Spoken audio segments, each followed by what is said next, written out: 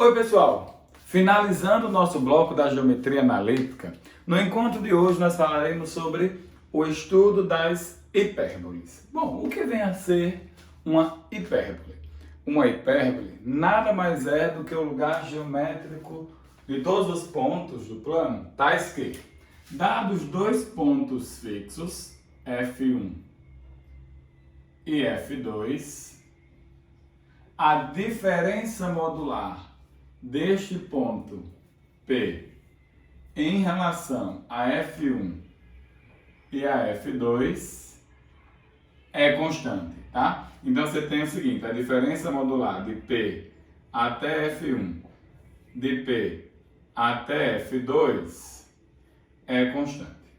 Valendo aí da nossa mesma caracterização da variável, né? Vamos deixar essa constante sendo 2A, para não fugir muito aí das definições que nós fizemos em relação à constante, né? Para ficar pelo menos a ideia de analogia parecida, tá? Em relação a elipse e hipérbole. Só que agora a gente está falando da diferença modular, tá? E aí perceba o seguinte, né? Você vai ter uma curva que vai se formando mais ou menos assim, né? Para esse sentido, né? E você também vai ter esta mesma curva no outro, né? De forma simétrica aqui, né? Tá? De forma simétrica em relação a um determinado eixo, né? Vai ter um determinado eixo aqui, que nós vamos chamar de eixo imaginário. Tá?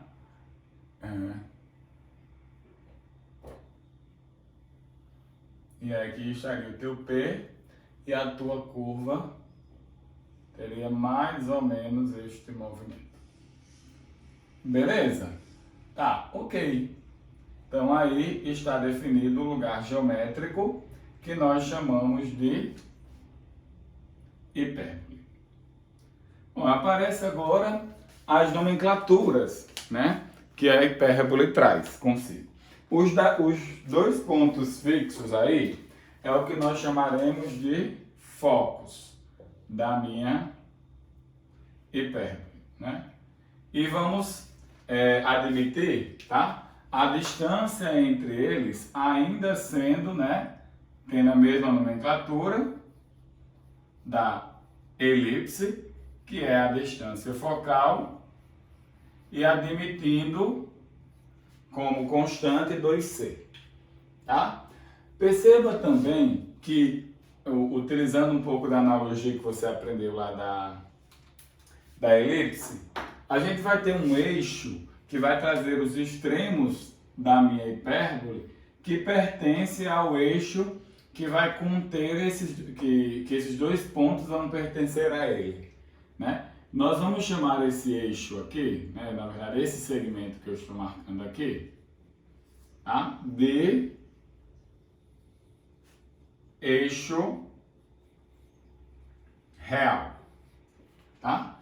E da mesma forma, né, nós traçamos aqui um segmento perpendicular passando pelo ponto médio, né, que vai estar em cima desse eixo aqui, né, que eu chamei de eixo imaginário, né, que vai estar aqui em cima desse eixo imaginário, tá? Que vai conter aqui os limitantes, e depois eu vou mostrar a você quem são esses limitantes, né? Que vai ser capaz de gerar o retângulo, dessa referencial dessa minha elipse, dessa minha hipérbole. Nós vamos chamar esse segmento, tá, de eixo imaginário, tá? Vou chamar ele de eixo imaginário. Ok? Então essas aí seriam as minhas nomenclaturas, né, iniciais. Óbvio que você percebe o seguinte, né? Se isso aqui é verdade, né, de forma análoga você iria fazer o seguinte, né? Quando esse ponto tivesse aqui, aí você vai fazer a mesma analogia que nós fizemos lá na elipse. A distância daqui para cá somado com a distância daqui para cá. E vai ver que esse eixo, que nós chamamos de eixo real, ele vai medir 2A. Tá? Então Então, por esse motivo, esse pedacinho aqui, que é o que a gente vai chamar de semi-eixo real, o azinho, né? Vai ser exatamente a medida desse encontro entre os dois eixos, né? Até o extremo aqui da minha hipérbole, né? Semi-eixo real. De forma análoga, nós também teremos, tá? Um outro elemento aqui, que vai ser a distância deste cara até este, né? Que nós vamos chamar de semi-eixo imaginário. Depois eu vou dizer a vocês por que o nome imaginário, tá? Por que o nome imaginário? E esse cara vai ser Bzinho, tá? Que a gente vai fazer a mesma analogia que nós fizemos para a elipse, né? Chamando esse eixo de constante 2b. Bom, isso é importante porque você agora percebe que você acabou de montar novamente aqui um triângulo retângulo, tá? Que vai correlacionar, né, as constantes da tua hipérbole, né? Só que percebe que na minha hipérbole o maior comprimento que existe vai ser exatamente o semi-eixo focal, que vai valer Czinho, né? Esse vai ser a nossa hipotenusa, tá? E na hipérbole, quando você aplicar o Pitágoras aqui, você vai ter o quê? C quadrado igual a A quadrado mais B quadrado. Ou seja, semi-eixo focal ao quadrado é igual à soma dos semi-eixos reais e imaginários ao quadrado. Beleza? Bom, esses são os elementos que compõem a tua hipérbole. O que é que nós precisamos fazer agora? Nós precisamos caracterizar a hipérbole, né? Então, para caracterizar a hipérbole de forma algébrica, nós utilizamos a definição, tá? Então, a primeira coisa que eu vou fazer é o seguinte, eu vou colocar a hipérbole centrada na origem, tá? Centrada na origem. Já tá aí ela centrada na origem, com focos no eixo X, tá? Vou deixar os focos aqui no eixo X. Foco 1 e aqui o foco 2. Certo? Então tá aqui a minha hipérbole e tá aqui a minha hipérbole. Certo? Ó, ok, tá? Então esse cara aqui é exatamente C0 e esse cara aqui é exatamente menos C e 0, tá? Como é que ele fala da diferença modular? Então, quando você tira o módulo, vai ficar uma coisa do tipo assim, né? Ó, a distância de P a F1 menos a distância de P a F2 é igual a mais ou menos 2A, certo? Ok, vamos fazer isso, tá? É bem análogo ao que nós fizemos lá com o estudo da elipse, tá? Fazendo isso, né, pegando um ponto qualquer do lugar geométrico, hipérbole x e y, vamos caracterizar quem seriam as distâncias, né? De P até F1, então seria a raiz, né, ó, seria a raiz de x menos c ao quadrado mais y ao quadrado menos, tá? Fiz pra cá, né? Agora eu vou fazer pra cá. Raiz de x menos, né? X menos menos, vai ficar mais c ao quadrado, mais y ao quadrado, igual a mais ou menos 2A. Vou passar esse cara lá pro outro lado, vou elevar ao quadrado. Como eu disse, é maneira bem análoga àquilo que nós estávamos fazendo. Então, raiz de x menos c ao quadrado mais y ao quadrado é igual a mais ou menos 2A mais a raiz de x mais c ao quadrado mais y ao quadrado. Eleve ao quadrado dos dois lados. Aí você vai ficar com x menos c ao quadrado mais y ao quadrado igual quadrado do primeiro, 4a quadrado. Mais ou menos, porque esse cara vai afetar, né? Porque vai ser o quê? teoricamente seria mais, mais 2 vezes o primeiro, só que o primeiro é mais ou menos. Tá? Então, como esse cara vai afetar, então vai ficar mais ou menos 2 vezes isso, que é 2a, vezes esse, que é a raiz de x mais c ao quadrado mais y ao quadrado, somado com o segundo ao quadrado, que seria x mais c ao quadrado mais y ao quadrado. Tá? De cá já tá para mandar o y embora, certo? Já vou elevar ao quadrado aquele e este, vou trazer aquele para o lado de cá. Como eu disse, é muito análogo ao que nós estávamos fazendo. Então, x quadrado menos 2cx mais c quadrado. Aí aqui vai dar x quadrado, vem para cá, menos x quadrado. Aqui vai dar mais 2cx, vem para cá, menos 2cx. Aqui vai dar c quadrado, vem para cá, menos c quadrado. Que é igual a, vou trazer esse cara logo para cá também, tá? Menos 4a quadrado, tá? Que é igual a mais ou menos 4a raiz de x mais c ao quadrado mais y ao quadrado. Certo? Bom, deixa eu ver. Esse cara vai embora com esse cara vai embora com esse. E nós ficamos com uma coisa muito parecida com o que nós tínhamos lá na outra, né? Ó, menos 4cx menos 4a quadrado igual a mais ou menos 4a raiz de x mais c ao quadrado mais y ao quadrado. Tá? Divide todo mundo por menos 4, já para tirar esse sinal negativo daqui. Aí vai ficar cx mais a quadrado é igual a menos mais 4 raiz de x mais c ao quadrado mais y ao quadrado. E aí você faz o quê? Eleva, dividir por 4, né? Mais ou menos a. Agora você eleva ao quadrado nos dois lados, tá? Quando você elevar ao quadrado nos dois lados, vai ficar o seguinte, né? Aqui vai ficar c quadrado x quadrado mais 2 vezes c x a quadrado mais a quarta, certo?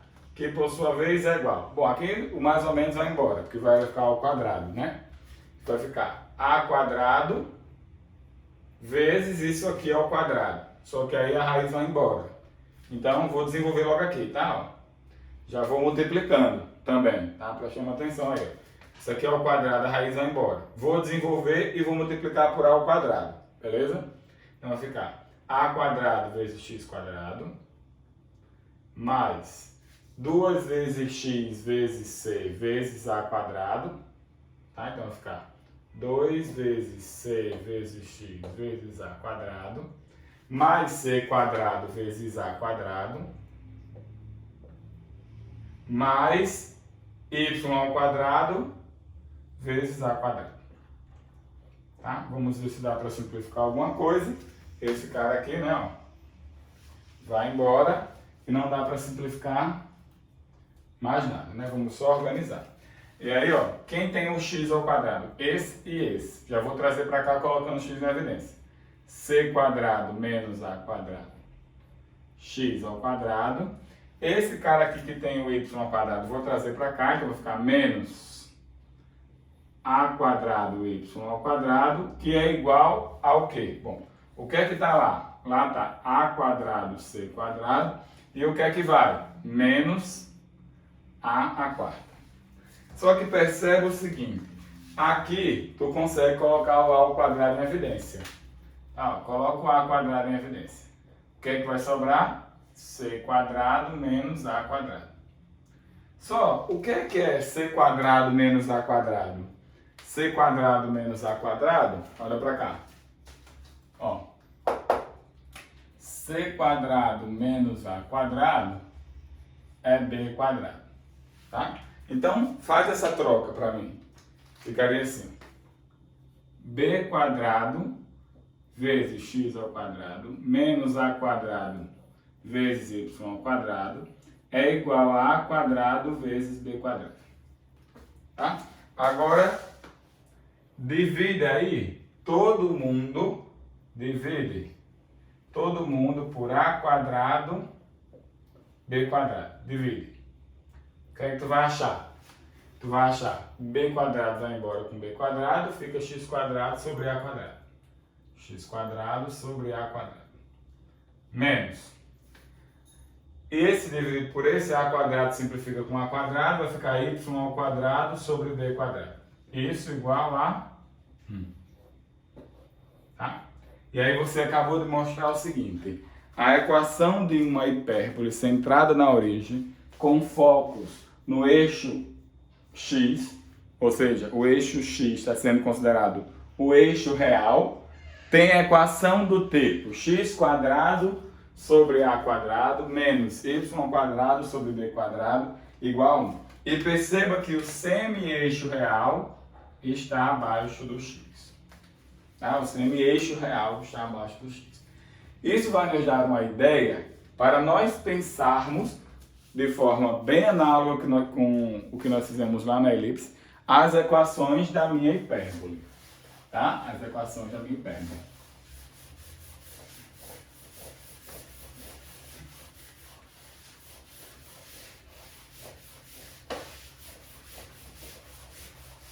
Bom, as equações de minha hipérbole, né, de forma análoga ao que nós fizemos lá na elipse, nós vamos ter o quê? Aquela que está centrada na origem, com focos no eixo x, tá? Foco 1, foco 2, né? E aí, a minha equação seria da forma x quadrado sobre a quadrado menos y ao quadrado sobre a quadrado igual a 1. Tá? Aquela que está centrada na origem, tá? Com focos no eixo y, certo? Foco 1, foco 2. E aí, perceba que se você for fazer uma analogia, né, em relação ao que você tem aqui, você está trocando o x com y, né? Então você teria isso aqui, ó. Y ao quadrado sobre a quadrado menos x quadrado sobre b quadrado igual a 1, certo? E aí quando ela sai da origem, né, ela vai ter a mesma ideia só com translação, né? Imagine que agora você está com a translação com focos paralelos ao eixo x, né? Seus focos estão paralelos ao eixo x. Então você está com uma hipérbole que está acontecendo por aqui assim. Certo? Então está aqui o foco 1 e o foco 2, né, com um eixo paralelo ao eixo x. A única coisa que mudou foi a centralização dela, né? Porque agora ela vai ter centro localizado em um ponto x0 e um certo ponto y0. Portanto, a sua equação seria x menos x0 ao quadrado sobre a quadrado menos y menos y0 ao quadrado sobre b quadrado igual a 1. Tá? E, de forma análoga, tá? Quando você tiver agora com os focos paralelos ao eixo y, né? Em um certo eixo y' aí. Tá? Os focos aí contidos nesse eixo. Tá? Fora da origem. Então você vai ter algo do tipo assim. Né? Foco 1, foco 2, tá? Centrada em um certo ponto x0 e y0. E aí como é que ficaria a tua equação? Ficaria y menos y0 ao quadrado sobre ao quadrado menos x menos x0 b quadrado igual a 1. E agora eu vou poder explicar a vocês, porque teoricamente, né, a gente chama esse eixo aqui de eixo imaginário, certo? Por que teoricamente a gente chama esse eixo de eixo imaginário? Por causa do seguinte, quando você quer fazer interseção com o eixo y, com o eixo x, vou pegar isso aqui como exemplo, tá? Você sabe que esse aqui é o Azinho, né? Ó, essa distância aqui você sabe que é o Azinho da sua hipérbole. Mas quando você quer fazer, até porque, né? Ó, você vai saber que isso aí de fato é o Azinho, porque aqui vai ser menos A, né? A coordenada, e aqui vai ser A. O que você vai fazer? Interseção com eixo Y. O que é que você faz? Você zera o Y, né? Desculpa, interseção com eixo Y. Você zera o X. Se você zerar o X, olha como é que fica. Fica assim, ó. E aí você ficaria com, ó, se x for zero, você ficaria com y ao quadrado sobre a quadrado igual a 1. Portanto, y ao quadrado igual a quadrado, y igual a mais ou menos a. Que são esses dois extremos aqui, tá? Agora, se você tenta zerar o y encontrando as coordenadas com o eixo x, tá? Então você vai fazer y igual a zero. Aí ficaria assim, ó, menos x ao quadrado sobre b quadrado igual a 1. Isso implica dizer que x quadrado é igual a menos b quadrado. O que não existe nos números reais, tá? Por isso que esse cara recebe o nome de eixo imaginário, né? Porque quando você vai resolver isso, vai ficar mais ou menos raiz de menos b quadrado. Que, para quem já estudou números complexos, né? Isso aqui nada mais é do que mais ou menos b i, né? Onde i é a unidade dos números imaginários, ou seja, dos números complexos. Beleza? Tá. Ok, né? Então tá aí as nossas caracterizações da hipérbole.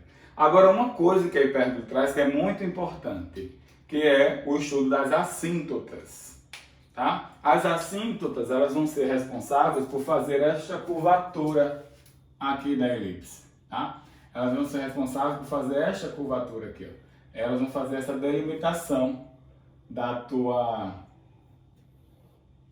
hipérbole, tá? Isso aqui é o que nós vamos chamar de assíntotas, né? Nós já temos uma ideia das assíntotas, né?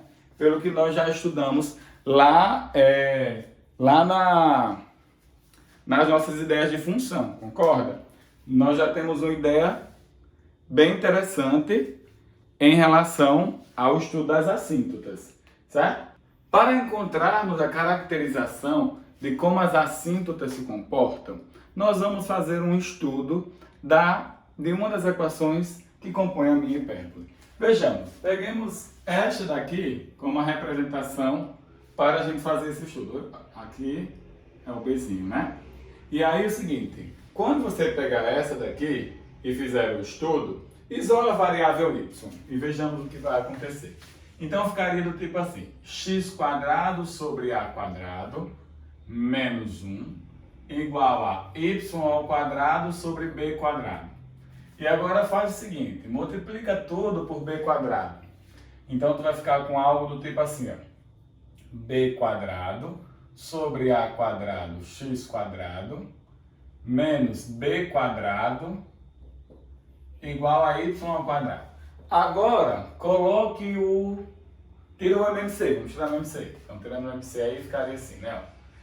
B quadrado x quadrado sobre a quadrado menos a quadrado b quadrado igual a y ao quadrado, tá? O nosso intuito é achar essas retas, né? Nós estamos buscando essas retas aqui, tá? Como é que são as caracterizações delas? É y igual ao quê? Né? Nós estamos buscando essas caracterizações. E aí, agora faz o seguinte, coloca b ao quadrado sobre a ao quadrado em evidência. Tira logo a raiz, então vai ficar y igual a mais ou menos a raiz. Aí agora, coloca b quadrado sobre a quadrado em evidência. O que é que vai sobrar daqui? X quadrado menos a quadrado. Agora, faz aqui comigo o seguinte joguete. Põe esse x ao quadrado em evidência. Tá?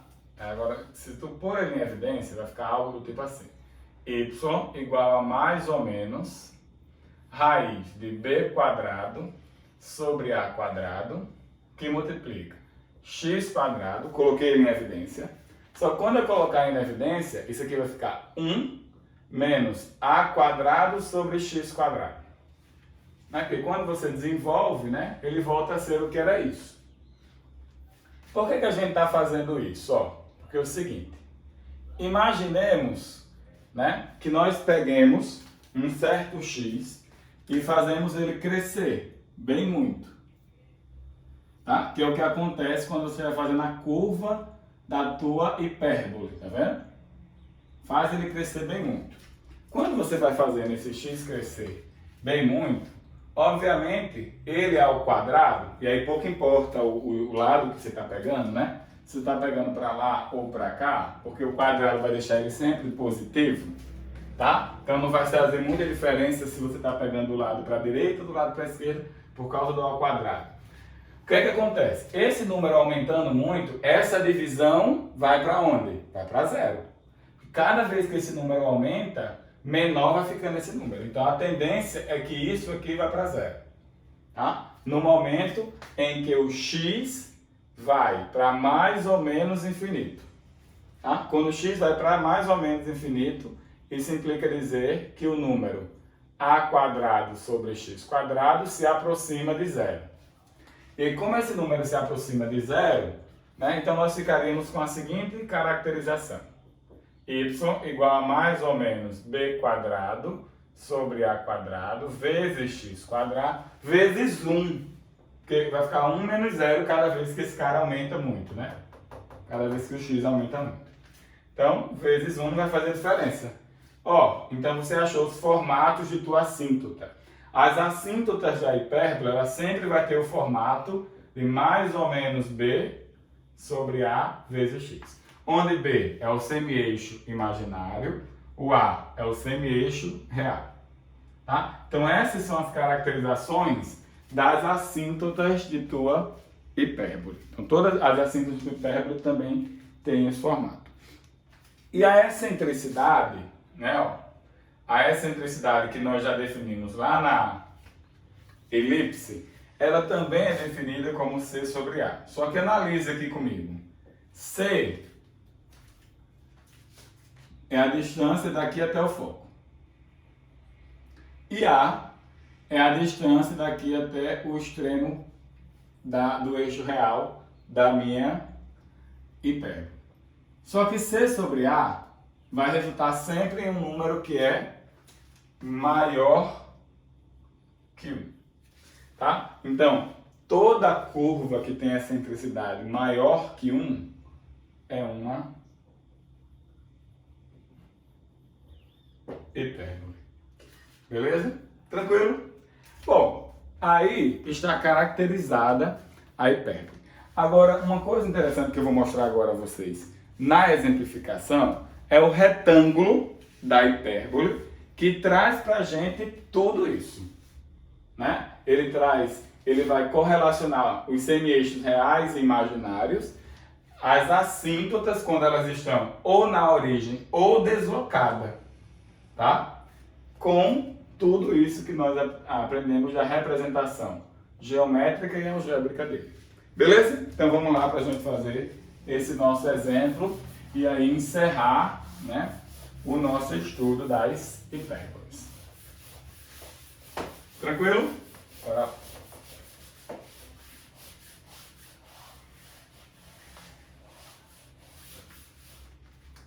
Bom, como exemplo, eu trouxe a seguinte equação. Exemplo. Diz assim: 4y ao quadrado mais 8y menos x quadrado igual a 4, tá? De novo, né, você vai ter que relembrar um pouquinho aí seu estudo de complemento de quadrado, né? Vamos começar colocando o 4 aqui em evidência, tá? Coloquemos o 4 em evidência, ficaria y ao quadrado mais 2y menos x quadrado igual a 4, certo? E aí, agora eu vou completar quadrado aqui dentro, tá? E aí, para completar quadrado, isso aqui é 2 vezes 1, né? 2 vezes 1. E aí eu teria o seguinte: 4 que multiplica y mais 1 ao quadrado, menos 1 quadrado, que é 1, menos x quadrado igual a 4. Agora tu distribui, tá? E aí tu vai ter 4 que multiplica y mais 1 ao quadrado menos 4 menos x quadrado igual a 4. Joga esse 4 aqui para o outro lado, fica com 4 que multiplica y mais 1 ao quadrado menos x quadrado igual a 8. Divide tudo por 8, tá? Dividindo isso aqui, ó, vou dividir tudo por 8, tá? Dividindo isso aqui por 8 vai simplificar, então vai ficar y mais 1 ao quadrado sobre 2 menos x quadrado sobre 8 igual a 1. O que é que isso aqui é? Bom, bora lá. Isso aqui é uma hipérbole. Tá? Como é que eu identifico? Ok. Tá? Isso é uma hipérbole de centro 0 para x e menos 1 para y.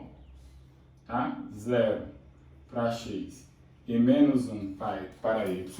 Com focos paralelos ao eixo y, né? Lembrando que quem vai dizer onde estão os focos na hipérbole é aquele que não acompanha o sinal negativo. Por quê? Porque aquele que acompanha o sinal negativo vai trazer o que pra gente? O imaginário. Eu mostrei quando a gente fez aquela conta lá, né? Se eu zerar aqui, se eu pegar x igual a y igual a menos 1, zerando isso aqui, eu vou ter que achar ali, ó, as coordenadas, teoricamente, dos números complexos que zeram, né, aquele número, ou seja, que acham as interseções com aquele eixo, né, com o eixo que está ali paralelo na busca da centralização da minha hipérbole, tá? Então, com focos paralelos ao eixo y, semi-eixo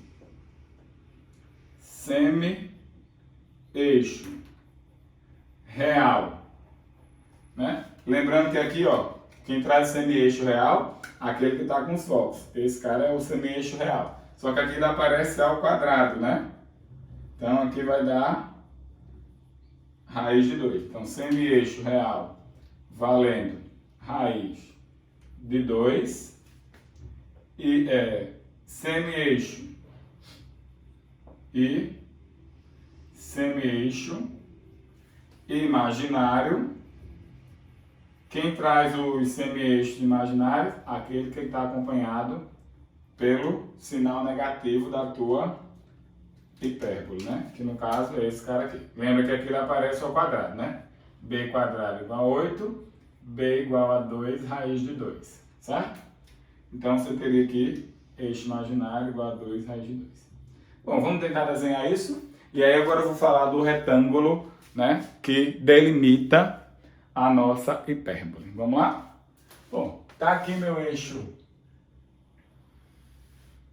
y, tá aqui meu eixo x, tá? Primeira coisa que eu vou fazer é centralizar a minha hipérbole, tá? Centralizar a minha hipérbole, que tem como centro 0 e 1. Tá? Então, tá aí o centro dela. Depois que eu localizei o centro, vou até marcar aqui, ó, centro, eu vou andar semi-eixo real para cima, achando o extremo, semi-eixo real para baixo. Então, aqui vai aparecer, né, o 2, né, porque raiz de 2 vale 1,4 aproximadamente, tá? O 2 e aqui vai estar o 3, né? Ele vai estar próximo do 3, então vai ter um extremo bem aqui, né, ó, por aqui. Que vai ser 1 mais raiz de 2, tá? E a mesma coisa aqui para baixo, 0, tá aqui o menos 1, e o 1 menos raiz de 2 vai estar por aqui, ó, 1 menos raiz de 2, tá? Vamos fazer a mesma coisa com o semi-eixo imaginário. Lembrando que o semi-eixo imaginário vai estar aqui, ó, paralelo ao eixo x. Se você quiser e já tiver uma notação boa dos números complexos, você pode até chamar esse eixo aqui de izinho, tá? Se você tiver uma boa notação dos números complexos. Se não, você chama lá de x', como a gente chamava lá nos outros, tá? O eixo imaginário tem como semi-eixo 2 raiz de 2. Então eu vou andar 2 raiz de 2 para lá e 2 raiz de 2 para cá. Beleza? Então, vamos lá. 2 raiz de 2 vai dar 1,4, né? Vezes 2, 2,8, aproximadamente. Então tá aqui. 1, 2 e 3, né? E aí vai dar 2,8 por aqui, mais ou menos, né? 2,8 por aqui. Que seria exatamente o cara 2 raiz de 2, né? Tá aqui, tá? E o outro seria menos 2 raiz de 2, né? Menos 1, menos 2, menos 3, tá? E o menos 2 raiz de 2 estaria por aqui o outro. Menos 2 raiz de 2. O retângulo que eu estou falando para vocês é este retângulo aqui, ó. Este retângulo, ele é muito importante pelo seguinte motivo. Ó, olha o retângulo que eu estou falando para vocês, é esse aqui. Nós mostramos que as assíntotas, quando elas estão centradas na origem, elas são da forma mais ou menos B sobre AX. Quem teoricamente seria o nosso B aqui? O nosso B seria 2 raiz de 2, né? E o nosso A seria raiz de 2. X. Então as nossas assíntotas, elas têm coeficientes angulares, ou seja, taxas de variações do tipo 2x, ou seja, 2. Esses são os coeficientes angulares dela. Por que esse retângulo ele é tão importante para a gente? E é aí que eu vou mostrar a você agora, né? Por causa da seguinte fundamentação. Se lembra que o que é que o coeficiente angular traz para a gente? Não é variação de y sobre variação de x, né? Variação de y sobre a variação de x, certo? Então você vai ter o seguinte, ó. A minha variação de y, olha aqui, ó, vai estar localizada bem aqui, ó, no meu retângulo, raiz de 2. E a minha variação de x vai estar localizada bem aqui, ó, 2 raiz de 2. Por que esse retângulo é bacana? Porque as suas assíntotas, ela vai sempre passar, ó, as suas assíntotas sempre vai passar pelo centro da hipérbole e pelos extremos deste retângulo, por causa da minha taxa de variação. Essa daqui seria a positiva, né? Seria a assíntota do tipo y igual a 2x, que é a taxa de variação positiva, só que ela teve um deslocamento porque ela não está na origem, né? Isso a gente já sabe que acontece com as translações. Então, mais 1. De forma bem análoga para o outro sentido, né? Ó. Essa daqui seria a outra assíntota. Ó. Tá? Ela vai trazer para a gente a curvatura, né, da minha hipérbole, né? Como é que ela vai se comportar aí em relação ao seu desenho, né? Ó, essa daqui seria qual? Essa daqui seria a assíntota y igual a menos 2x, com essa translação também, né? Mais 1. Por quê? Porque o coeficiente angular ali não vai mudar, porque os coeficientes angulares das nossas assíntotas são desse formato. Mais ou menos B sobre A. Beleza? Trouxe esse exemplo aí para a gente mostrar essa fundamentação importante desse retângulo. E eu já vou dizer que a sua hipérbole já está desenhada, né? Nós sabemos que os focos delas estão no eixo Y, peraí que a gente já acha, mas ó, só com isso aqui, sabendo o extremo real dela, você já dá para desenhar. Não, você vai se aproximando da assíntota, cada vez mais que você vai para o menos infinito ou para o mais infinito, né? E, obviamente, quando você vai vindo para cá, vai se afastando um pouco dela, chegando no seu extremo, tá? E para cá também. Certo? Tá aí desenhado a sua hipérbole sem muito sacrifício, só com um retângulo, né? Só conhecendo aí o retângulo. Tá? Tá aí a sua hipérbole para esse lado. E agora façamos lá para o outro lado. Bom, essa aí seria o desenho da sua hipérbole. Vamos achar os focos, né? Lembra que os focos eles superam o extremo real, né? Então, como é que a gente acha o foco? C² A quadrado mais B quadrado, né? A gente já tem, B a gente já tem, então a gente tem C, né? C quadrado vai ser A quadrado é 2, B quadrado é 8, então C é a raiz de 10, né? Mais ou menos, né? Para cima e para baixo isso. Então a gente vai ter raiz de 10 vale aproximadamente 3,3. Tá? Vale aproximadamente 3,3. Então a gente teria daqui para cima 3,3, né? Então 1 mais 3,3 vai dar 4,3 aproximadamente. Tá aqui 4, o 4,3 estaria em algum canto por aqui. Isso aqui seria um dos focos, né? Seria 0 para x, né?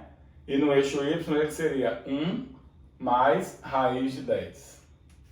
Né? E daqui para baixo eu vou tirar 3,3, tá? Então 1 menos 3,3 vai dar menos 2,3. Então tá aqui o menos 1, tá aqui o menos 2. Menos 2,3 vai estar em algum canto por aqui, que vai ser o outro foco, que vai ter coordenadas 0 no eixo x e 1 menos raiz de 10 no eixo y. Tá? Está aí seus focos. Tá? Se você também quiser calcular a excentricidade, né? A gente já sabe que é a razão entre C sobre A. C, nesse caso, vai ser raiz de 10 sobre A, que vale raiz do 2. Então isso aqui é equivalente a raiz de 10 sobre 2, né? Utilizando aí as propriedades de radiciação. Então isso aqui vai dar a raiz de 5, que vale aproximadamente 2,2. Né? A tua excentricidade. Tá? Perceba que ela é maior que 1. Tá? Então para poder gerar o lugar geométrico da hipérbole, né? Quanto maior essa excentricidade, né, ó, provavelmente as assíntotas vão abrindo cada vez mais. Beleza? Bom, no mais é isto, tá? Espero que vocês tenham entendido qual a importância da geometria analítica, tá? Eu vou fazer um vídeo ainda para a gente fazer o reconhecimento das cônicas. Obviamente, olhou para lá e disse, é essa cônica, é essa cônica, é essa cônica, tá? Então, para a gente ter vamos dizer assim, esse grau de identificação, que é muito importante, mas que você tenha entendido a lógica da geometria analítica, que é nada mais, nada menos do que dar coordenadas, ou seja, localização, para aquelas coisas que nós estudamos lá na nossa geometria plana. Tá? Então ela dá o quê? Ela dá fundamentação, localização, como você trabalhar com coordenadas, com comprimento, com tudo isso, né? Colocando dentro do plano cartesiano tudo aquilo que você aprendeu apenas com propriedade da geometria plana. Beleza? Então nos encontramos em breve e até mais.